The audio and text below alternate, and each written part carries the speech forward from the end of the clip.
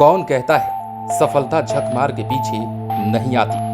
पहले आप खुद को तैयार तो कीजिए। यूपीएससी 2022 के नतीजों ने एक बार फिर से उन तमाम छात्रों को यह सोचने पर मजबूर कर दिया है जो संघर्ष के बीच मझधार में हिचकोले खाने लगते हैं और खुद को हरा बैठते हैं। दरअसल यूपीएससी परीक्षा में एक बार फिर से बिहार का नाम तो गूंजा ही है, लेकिन उससे भी बड़ी बात यह है कि यहाँ की बेटियों ने संघर्ष की नई इबारत लोगों के सामने रख दी है।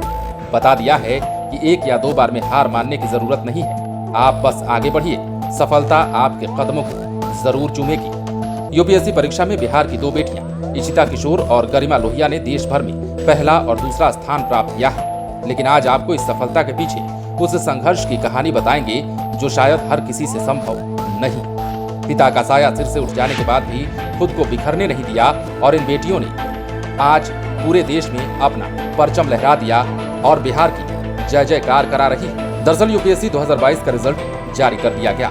इस बार भी बिहार के लिए रिजल्ट बेहद संतोषजनक रहा है। लगातार 3 सालों से यूपीएससी के रिजल्ट में बिहार का जलवा जारी है। इस बार टॉपर बिहार की राजधानी पटना की रहने वाली इशिता किशोर बनी।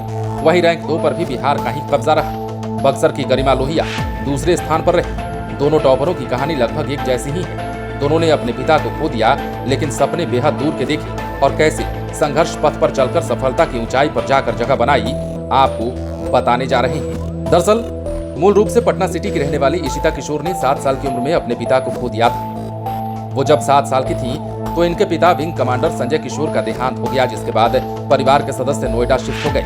इनकी माता गर्दनी बाग की रहने वाली है। वो निजी स्कूल में अध्यापिका है। बड़े भाई वकील हैं। Shri Ram college of commerce Delhi विश्वविद्यालय से अर्थशास्त्र से स्नातक करने के बाद पिता के सपने को पूरा करने के लिए इशिता ने दिन रात मेहनत करना शुरू कर दिया। उन्होंने तीसरे प्रयास में ये कामयाबी आखिरकार हासिल कर ली है। इसके बाद बक्सर की गरिमा लोहिया ने यूपीएससी में दूसरे स्थान पर कब्जा जमाया है। उन्होंने दिल्ली के करोड़ीमल कॉलेज से स्नातक किया।